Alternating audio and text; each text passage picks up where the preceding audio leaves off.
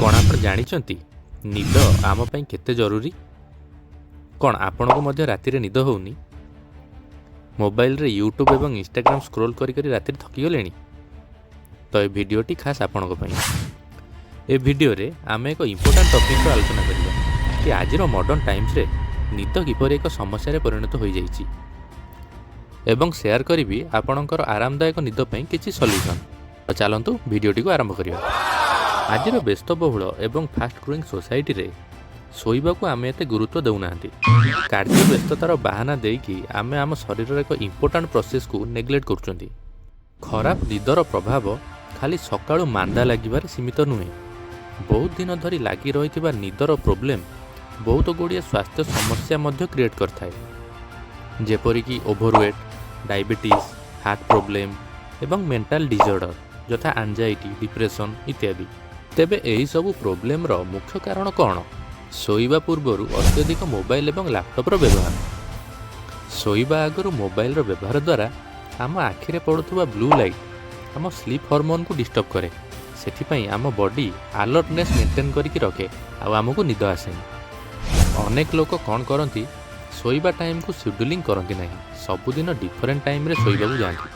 ताद्वारा body को मध्य signal जाए नहीं कि शोइबार ठीक टाइम केतबेले। आजिर ए दुनिया रे आमे समस्ते लाइफ रे स्ट्रेस सहित बंचुचे। कामर स्ट्रेस, मनीर स्ट्रेस, क्यारियर स्ट्रेस, हेल्थ रो स्ट्रेस। तो ये भी गोटे मेजर रीजन आम निद प्रोब्लेम रो। बात तो सही है। प्रोब्लेम विषय तो जानिले, एबे चलंतु जानिबा तार किछिटा सॉल्यूशन। प्रथमे शोइबा पई एक टाइम शेड्यूलिंग करंतु। चेष्टा करंतु बेड को जीवा टाइम एवं बेड रु उठिबा टाइम फिक्स करिबा पई। एहा द्वारा आम बॉडी रो इंटरनल क्लॉक सेट होई थाए एवं निद आसीबारे हेल्प मिली थाए। आपणक शरीर को सिग्नल देबा पई एक रिलैक्सिंग बेडरूम रूटीन सेट करंतु, जेमिति कि बुक पढ़िबा, वार्म बाथ नबा आ डीप ब्रीथिंग करिबा। बेड को जीवा पूर्वरु स्क्रीन टाइमिंग को लिमिटेड करो। मोबाइल रो बाहर थुबा ब्लू लाइट राति रे आम शरीर स्लीप साइकिल को इंटरफेयर करे।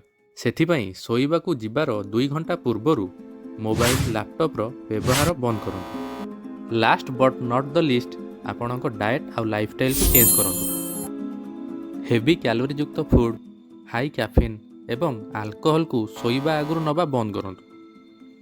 ता सहित रेगुलर एक्सरसाइज करंतु, योगा किंबा मेडिटेशन करंतु। मु आशा करे एई वीडियो रे आपण बहुत किछि इन्फॉर्मेशन पाइथिबे। जदि हाँ तेबे वीडियोटी को लाइक करंतु एवं आपणको नियर एंड डियर को पाखु को शेयर करंतु। एभली इन्फॉर्मेटिव वीडियो ओडिया रे देखिबा पई चैनल को सब्सक्राइब करंतु।